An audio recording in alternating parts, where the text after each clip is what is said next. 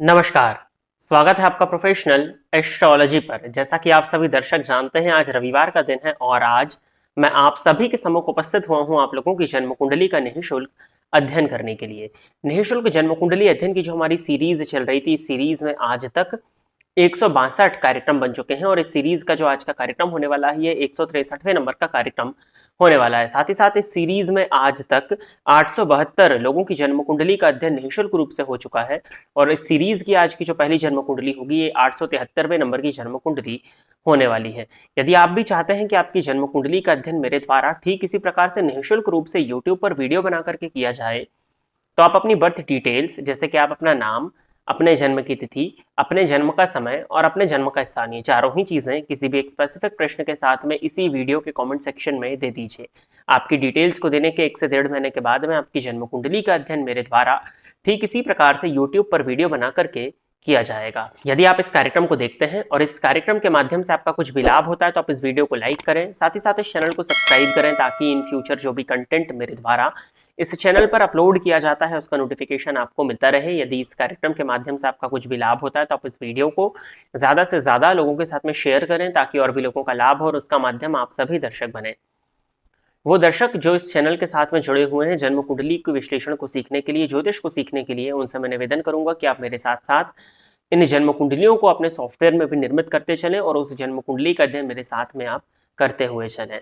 एक सूचना आप लोगों को और देनी है कि यदि आप अपने वार्षिक राशिफल के विषय में जानना चाहते हैं, अपने मासिक राशिफल के विषय में जानना चाहते हैं, साथ ही साथ क्या उपाय करने चाहिए जिनसे आप इन ग्रह गोचर के आधार पर अपने आने वाले भविष्य को अच्छा बना सकें, तो हमारे इस चैनल पर मासिक राशिफल एवं वार्षिक राशिफल की प्लेलिस्ट अपलोड की जा चुकी है उपाय के साथ में। इस वीडियो के डिस्क्रिप्शन बॉक्स में जाकर के आप उन लिंक्स को अवश्य ही चेक कर लीजिएगा। अब हम बिना विलंब किए अपने आज के इस कार्यक्रम की शुरुआत करते हैं और आज के इस कार्यक्रम की जो पहली जन्म कुंडली होगी, यह है उर्विता सिंह कुर्मी जी की। तो उर्विता जी, आप तैयार रहिए, आपकी जन्म कुंडली मैं ले रहा हूं। डेट ऑफ बर्थ इन्होंने दिया है 4 जून 1991।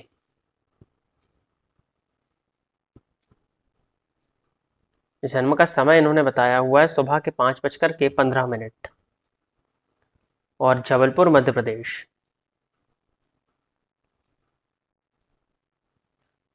तो ये जबलपुर से ही हैं।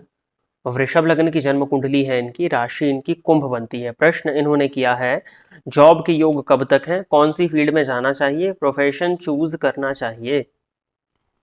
देखिए, आप वृषभ लग्न के हो और वर्तमान समय में आपको गुरु की महादशा चल रही है और कुंभ राशि होने के चलते शनि की 7.5 से आप वर्तमान समय में ग्रसित हैं। शनि की 7.5 की मध्य ढैया आपको चल रही है।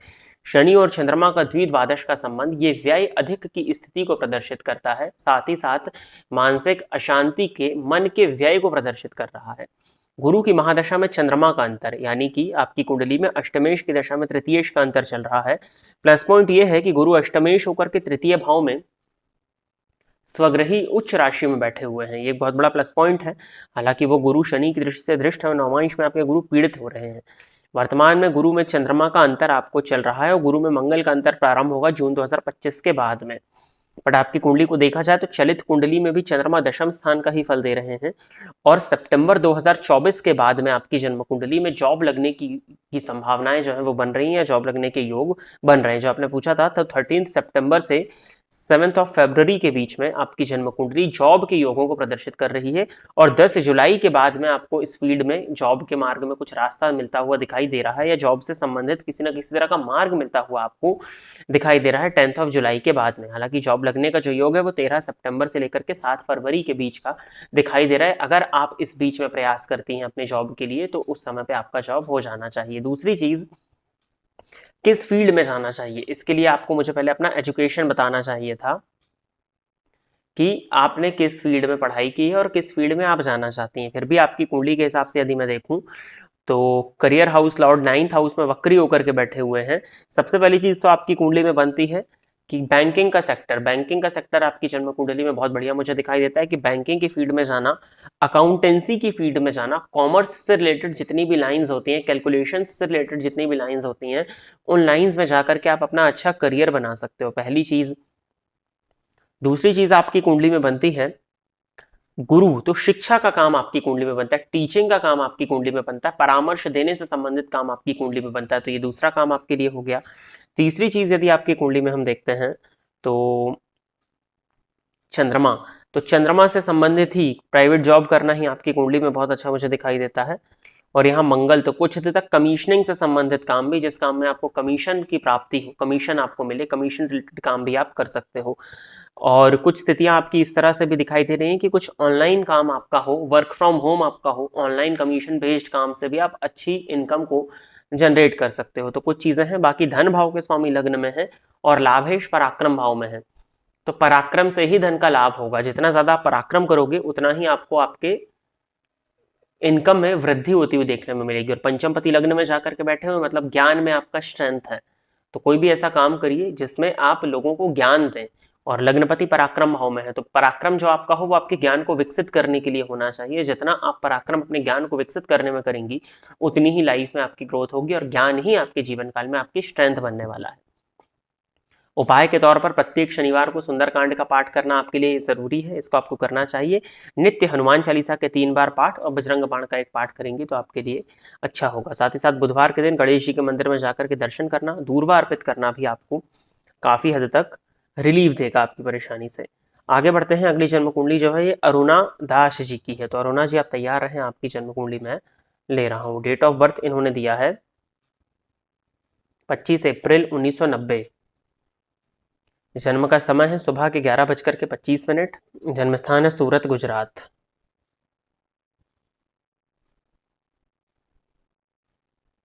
मिथुन लग्न की जन्म कुंडली है। राशि आपकी मेष बनती है। लाभ स्थान में उच्च राशि के सूर्य हैं, हालांकि चंद्रमा से युति बना रहे हैं जिसके चलते अमावस्या का आपका जन्म है। चंद्रमा षडबल में अत्यधिक कमजोर है, महाधनी योग को थोड़ा कमजोर करेंगे, हालांकि इनकम की स्थिति अच्छी बनी रहेगी। प्रश्न इन्होंने किया है मैरिज कब होगा और कुंडली में क्या दोष है। अमावस्या का दोष है और दूसरी चीज शनि राहु की युति आपकी जन्म कुंडली के अष्टम भाव में श्रापित योग का निर्माण कर रही है। श्रापित योग होने से भी कई बार विवाह विलंबित हो जाता है। दूसरी चीज गुरु लग्न में बैठकर के सप्तम स्थान को देख तो रहे हैं, परंतु नवमांश कुंडली में गुरु नीच राशि में है। किसी भी व्यक्ति की नवमांश कुंडली में यदि गुरु नीच राशि में हो तो ज्योतिष शास्त्र में गुरु को विवाह कराने वाला प्लैनेट बोला गया है, विवाह कराने वाला ग्रह। अब जब वो नवमांश कुंडली में नीच राशि में है तो कहीं ना कहीं रिश्तों से संबंधित कष्ट, तो दाम्पत्य जीवन की शुरुआत होना भी एक तरह का रिश्ता है, आप एक रिश्ते में बंधने को जा रहे हो तो उसकी शुरुआत ही नहीं होने देता। नौमांश में गुरु के नीच होने के चलते परेशानी है। गुरु आपके लग्न में दिग्बली अवस्था में बैठे हुए परंतु ये दिक्कत है। दूसरी चीज, कुछ स्थिति आपकी जन्म कुंडली में मुझे ऐसी भी दिखती है कि किसी व्यक्ति के साथ में आप रिलेशनशिप में रहे हो या और उस रिलेशनशिप में विवाह ना हो पाया हो, उस रिलेशनशिप में किसी तरह की परेशानी आई हो, तो बात करके क्लियर होगा। बट आपकी कुंडली में श्रापित दोष है जो कि विवाह में परेशानियों का कारण बन रहा है। इस वर्ष तो विवाह का योग नहीं बनता अब, बट नेक्स्ट ईयर में 2025 के बाद में विवाह के योग हैं।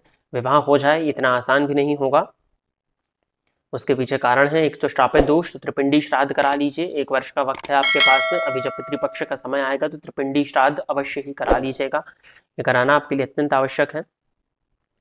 गुरुवार का व्रत करिए, गुरुवार का व्रत करना भी आपके लिए काफ़ी ज़्यादा मैं बेनिफिशियल देखता हूँ। बाकी गुरुवार के दिन स्नान के जल में 1 चुटकी हल्दी डाल करके स्नान करना, पूजा पाठ से जुड़िए, धर्म कर्म से जुड़िए, ब्राह्मणों को दक्षिणा इत्यादि दिया करिए, दान पुण्य करेंगे अगर आप, परोपकारिता में थोड़ा सा इंटरेस्ट अगर आप अपना बढ़ाएंगे तो आपके गुरु को बल मिलेगा, तो ये आप काम कर सकते हैं। गुरुवार के दिन केसर का तिलक अपने माथे पर लगाने से भी आपको काफ़ी हद तक लाभ देखने में मिलेगा। विवाह के जो योग है वो मैंने आपको बताए। नॉर्थ ईस्ट या फिर ईस्ट, इन 2 दिशाओं से शादी का रिश्ता आने की पॉसिबिलिटीज बनती हैं और जो दोष है उसकी शांति अवश्य ही करा लीजिएगा। आगे बढ़ते हैं। अगली जन्म कुंडली जो है ये प्लेयर फ्लेम गेमर नाम से आईडी है और राज नाम से जन्म कुंडली है। डेट ऑफ बर्थ बताया इन्होंने 11 नवंबर 2004, 3:25 AM, 3:25 AM, और इलाहाबाद, उत्तर प्रदेश।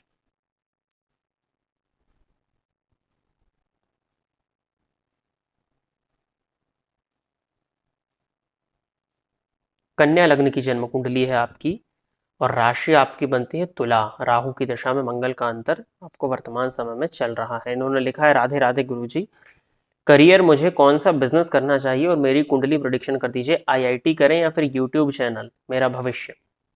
दोनों ही लाइन्स टोटली डिफर नहीं करती। आईआईटी का भी पूछ रहे हैं और फिर यूट्यूब चैनल का भी पूछ रहे हैं। देखिए, आईआईटी करें, 19 की एज है आपकी, तो आईआईटी करें ये थोड़ा सा समझ में नहीं आ रहा है, क्योंकि 19 की एज में अप्रॉक्स अगर इंजीनियरिंग की बात करते हैं तो ग्रेजुएशन कंप्लीट होने पर होता है, सेकेंड या थर्ड ईयर लगभग आप होने चाहिए आपकी एज के हिसाब से, या फिर ये हो सकता है कि आप मास्टर्स के लिए आईआईटी में जाने की इच्छा रखते हो। टेक्निकल एजुकेशन की यदि आपकी कुंडली में बात की जाए तो शिक्षा भाव के स्वामी शनि है, वक्री होकर के पंचम स्थान को देख रहे हैं, ठीक है। और उच्च शिक्षा भाव के स्वामी शुक्र लग्न में नीच राशि में बैठे हुए हैं, नौमांश में वो चंद्रमा के घर में है। शनि और मंगल का बलाबल है आपकी कुंडली में, नौमांश में मंगल का स्वग्रही होना, और मंगल स्व नक्षत्र के होकर के बैठे हैं, तो आईआईटी में तो जाया जा सकता है। लग्न में गुरु की उपस्थिति जन्मांक और नवमांश दोनों में कहीं ना कहीं आईआईटी में सफलताओं को प्रदर्शित कर रही है, परंतु समस्या है कि राहु की दशा चल रही है और राहु में मंगल का अंतर। अब राहु की महादशा चलेगी जनवरी 2025 तक, तब 20 की एज होगी। मास्टर्स की बात हो रही होगी, ऑब्वियस सी बात है, राहु की दशा है तो हो सकता है शिक्षा भी बाधित हुई। अभी देखना पड़ेगा, आपसे बात करके ही पता चलेंगी कई चीजें। तो फिर भी अगर मास्टर्स करने की इच्छा है तो आईआईटी के लिए प्रयास किया जा सकता है, आईआईटी के लिए एफर्ट्स आपको करने चाहिए। गेट का एग्जाम देने के लिए भी योग बनते हैं जनवरी 2025 के बाद में। तो देखिए, टेक्निकल एजुकेशन तो आपकी कुंडली में बनता है। रही बात यूट्यूब करने की, तो वाणी भाव के स्वामी लग्न में है, शुक्र का लग्न में होना, यूट्यूब भी किया जा सकता है, हस्त नक्षत्र में है। और पराक्रम भाव के स्वामी देखे जाए तो मंगल और बुध की स्थिति भी आपकी कुंडली में 14 अंश पर है, ठीक है, बुध वर्ग उत्तमी हो रहे हैं। तो अभी तो शनि की दृष्टि लग्न पर है, तो वैसे ही फील्ड स्लो है, ऊपर से और स्लो हो जाएगी। तो साइड में जरूर आप यूट्यूब, क्योंकि शुक्र लग्न में है, हालांकि शुक्र पर भी शनि की दृष्टि पड़ रही है, राजयोग भंग तो हो ही रहा है। फिर भी आईआईटी के लिए ज़्यादा मैं आपको आगे बढ़ने की सलाह दूंगा कि आईआईटी की तरफ अगर आप आगे जाते हैं तो वो आपके लिए कहीं ज़्यादा बेहतर होगा। साइड में अब आप जिस भी फील्ड में अपना यूट्यूब चैनल शुरू करना चाहें वो कर लीजिए, बाकी आईआईटी के योग आपकी कुंडली में ज़्यादा अच्छे बनते हुए मुझे दिखाई देते हैं। टेक्निकल एजुकेशन से जुड़ करके आगे बढ़ना आपके लिए ज़्यादा अच्छा है। हालांकि बात ये भी आती है कि यूट्यूब भी कहीं ना कहीं कार्य टेक्निकल ही है, बट जो दशाएं दिखा रही हैं वो टेक्निकल एजुकेशन को ग्रहण करने के लिए बहुत अच्छी हैं। तो आईआईटी में अगर आपका एडमिशन हो जाता तो आपके लिए कहीं ज़्यादा बेहतर होगा। वर्तमान समय में आपको शनि की पनौती चल रही है, पंचम भाव में शनि का संचरण हो रहा है, मार्च 2025 के बाद में वो भी हट जाएगी। फिर षष्ठ में शनि का गोचर होगा, वो कहीं ज़्यादा आपके लिए बेहतर होगा। तो मुझे यही लगता है कि आपको आईआईटी के लिए अभी वर्तमान समय में प्रयास करना चाहिए। हनुमान जी की आराधना करिए, और आपके लिए सबसे बेहतरीन उपाय तो यही होगा कि आप कुछ इलायची ले लीजिए और शुक्रवार के दिन अपने स्नान के जल में इलायची को जल में डाल करके उबाल लीजिए और उस जल को अपने स्नान के जल में मिला करके आप उससे स्नान करें। तो ये उपाय करना आपके लिए काफ़ी ज़्यादा बेनिफिशियल है। और ओम राम ह्रीम रौम साह बुधाय नमः, इस मंत्र का बुधवार से प्रारंभ करके नित्य एक माला अगर आप जाप करते हैं तो ये उपाय करना भी आपके लिए अच्छा होगा। सूर्य आपकी कुंडली में नीच राशि में और कमजोर है। आप किसी भी फील्ड में जाएं, आपको आत्मविश्वास की आवश्यकता सबसे ज्यादा पड़ेगी, इम्यूनिटी, स्वास्थ्य की परेशानी भी। तो सूर्य भगवान को जल दीजिए, नित्य आदित्य हृदय स्तोत्र का पाठ करिए, सूर्योदय के बाद तक ना सोएं अगर आप, तो आपके सूर्य को बल मिलेगा, क्योंकि षडबल में आपके सूर्य बहुत ज्यादा वीक है और नीच राशि में भी बैठे हैं। गुरु के नक्षत्र में कुंडली कन्या लग्न की है, तो कहीं ना कहीं थोड़ी सी दिक्कत आएगी। तो इन कुछ उपायों को करिए, आने वाले समय में देखते हैं क्या स्थिति बनती। तो प्रिय दर्शकों, इतनी ही जन्म कुंडलियों का अध्ययन करने के लिए आज मैं आप सभी के समक्ष उपस्थित हुआ था। आशा करता हूं कि जितने भी लोगों की जन्म कुंडली का अध्ययन मेरे द्वारा इस निःशुल्क जन्म कुंडली अध्ययन के कार्यक्रम के माध्यम से हुआ, वो सभी लोग संतुष्ट होंगे। यदि आप इस कार्यक्रम को देखते हैं और इस कार्यक्रम के माध्यम से आपका कुछ भी लाभ होता है तो आप इस वीडियो को लाइक करें, साथ ही साथ इस चैनल को सब्सक्राइब करें, ताकि इन फ्यूचर जो भी कंटेंट मेरे द्वारा इस चैनल पर अपलोड किया जाता है उसका नोटिफिकेशन आपको मिलता रहे। यदि इस कार्यक्रम के माध्यम से आपका कुछ भी लाभ होता है तो आप इस वीडियो को ज्यादा से ज्यादा लोगों के साथ में शेयर करें, ताकि और भी लोगों का लाभ और उसका माध्यम आप सभी दर्शक बने। यदि आप भी चाहते हैं कि आपकी जन्म कुंडली का अध्ययन मेरे द्वारा ठीक इसी प्रकार से YouTube पर वीडियो बना करके निःशुल्क रूप से किया जाए, तो आप अपनी बर्थ डिटेल्स, जैसे कि आप अपना नाम, अपने जन्म की तिथि, अपने जन्म का समय और अपने जन्म का स्थान, ये चारों ही चीजें किसी भी एक स्पेसिफिक प्रश्न के साथ में इसी वीडियो के कमेंट सेक्शन में दे दीजिए। आपकी डिटेल्स को देने के 1 से 1.5 महीने के बाद में आपकी जन्म कुंडली का अध्ययन मेरे द्वारा ठीक इसी प्रकार से यूट्यूब पर वीडियो बना करके किया जाएगा। आज के इस कार्यक्रम में बस इतना ही रखते हैं। नमस्कार।